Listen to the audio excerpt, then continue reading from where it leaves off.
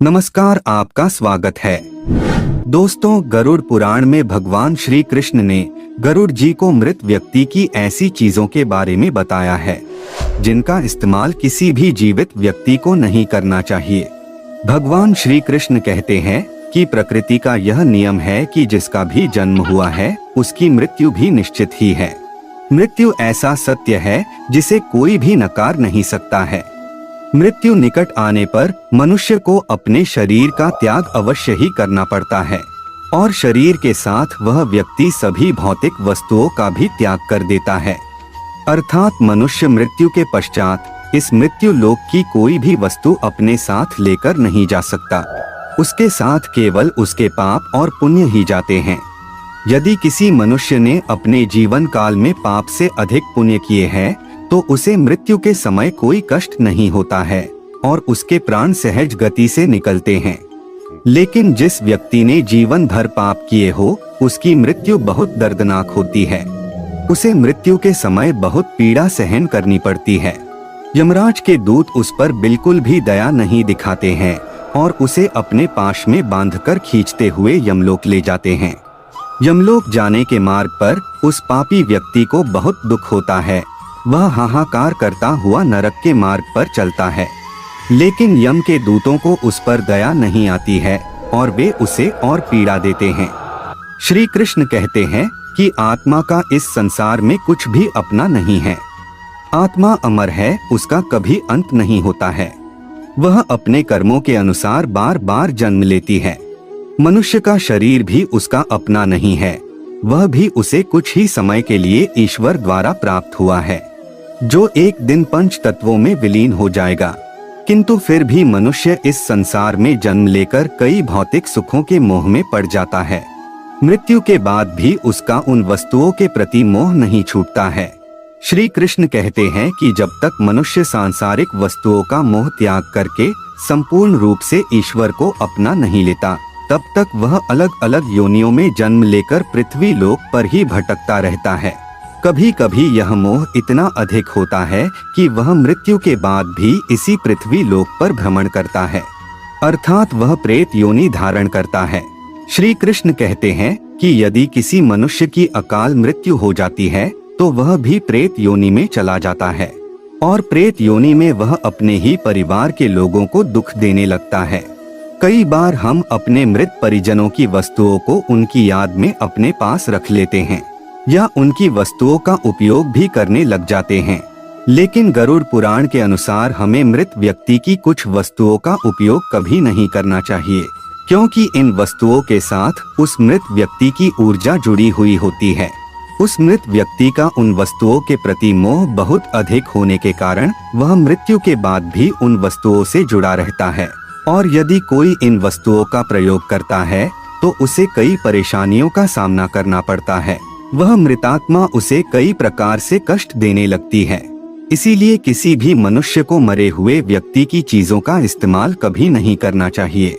चाहे तो आप उन वस्तुओं को संभाल कर अपने घर में रख सकते हैं अथवा उन चीजों को नदी के जल में प्रवाहित कर सकते हैं, लेकिन भूल से भी उसकी वस्तुओं का इस्तेमाल नहीं करना चाहिए। उस मृत आत्मा की शांति के लिए आप उस व्यक्ति की प्रिय वस्तुओं का दान करते हैं तो यह बहुत ही शुभ होता है। गरुड़ पुराण में मृत व्यक्ति की ऐसी 3 चीजें बताई गई है जिनका कभी भी इस्तेमाल नहीं करना चाहिए, अन्यथा मृत व्यक्ति की आत्मा पृथ्वी लोक पर ही भटकती रहेगी और उसे कभी मोक्ष की प्राप्ति नहीं होगी अथवा उसे दूसरा शरीर भी कभी प्राप्त नहीं होगा। ऐसी आत्मा आपको भी अनेक प्रकार के कष्ट देती है। श्री कृष्ण कहते हैं, जब किसी की मृत्यु के बाद उस व्यक्ति को अगर प्रेत योनि मिलती है तो वह अपने ही परिवार को दुख देता है, इसीलिए उसकी वस्तुओं का उपयोग कभी नहीं करना चाहिए। तो चलिए जान लेते हैं उन 3 वस्तुओं के बारे में जो मृत व्यक्ति की कभी भी इस्तेमाल नहीं करनी चाहिए।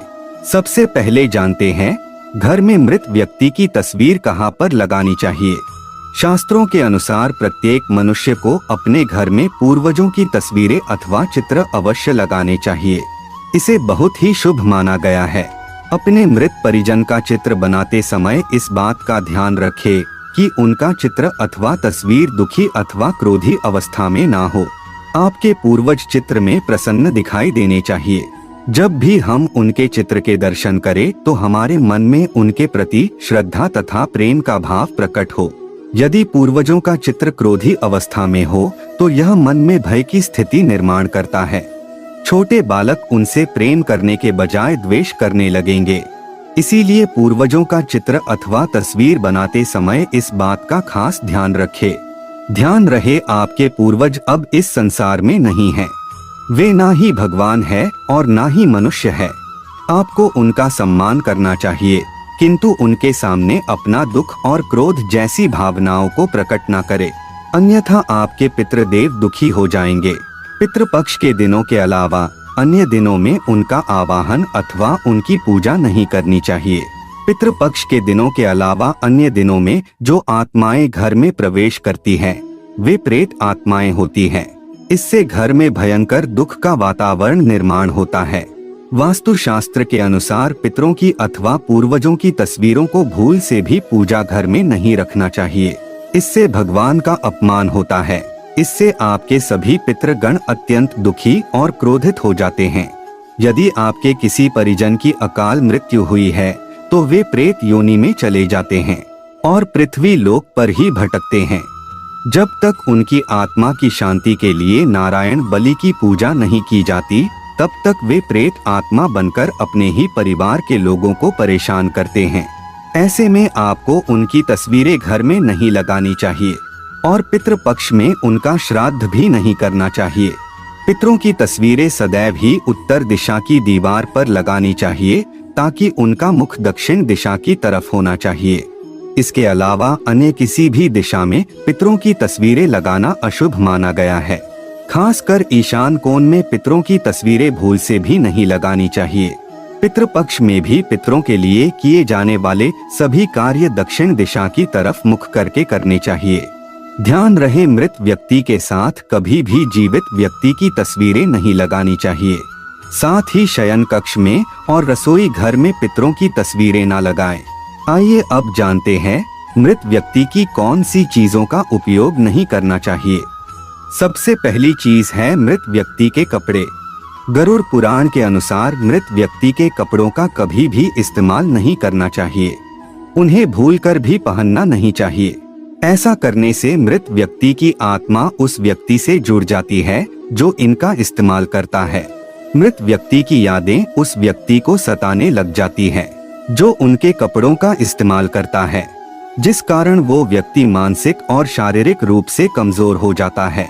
उस व्यक्ति को अपने मृत परिजन की ऊर्जा का एहसास भी होने लगता है। इसलिए मृत व्यक्ति के कपड़े कभी भी नहीं पहनने चाहिए।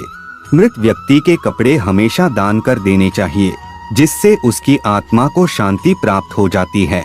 दूसरी चीज है मृत व्यक्ति के गहने। गरुड़ पुराण में कहा गया है कि मृत व्यक्ति के गहने भी उसके कपड़ों की तरह ही उसकी ऊर्जा के स्रोत होते हैं। मृत व्यक्ति का अपने गहनों से लगाव कपड़ों से भी कई गुना ज्यादा होता है, क्योंकि प्रत्येक व्यक्ति गहने खुद को सुंदर प्रतीत करने के लिए पहनता है। लेकिन जब व्यक्ति की मृत्यु हो जाती है और उसके गहने कोई दूसरा व्यक्ति पहन लेता है, तब मृत व्यक्ति की आत्मा असहज महसूस करने लगती है। वो आत्मा उस व्यक्ति को परेशान करने लग जाती है। आत्मा मोक्ष की राह पर न जाकर इसी मृत्यु लोक में अपने ही परिजनों को ही परेशान करने लग जाती है। इसलिए मृत व्यक्ति के गहनों का कभी भी इस्तेमाल नहीं करना चाहिए। व्यक्ति की मृत्यु के बाद उसके गहनों को गलाकर अन्य आभूषण करवा लेने चाहिए, अन्यथा उन्हें मंदिर में दान कर देना चाहिए। तीसरी चीज है मृत व्यक्ति की घड़ी। कपड़ों और गहनों की तरह घड़ी भी एक मृत व्यक्ति की प्रमुख ऊर्जा स्रोत होती है।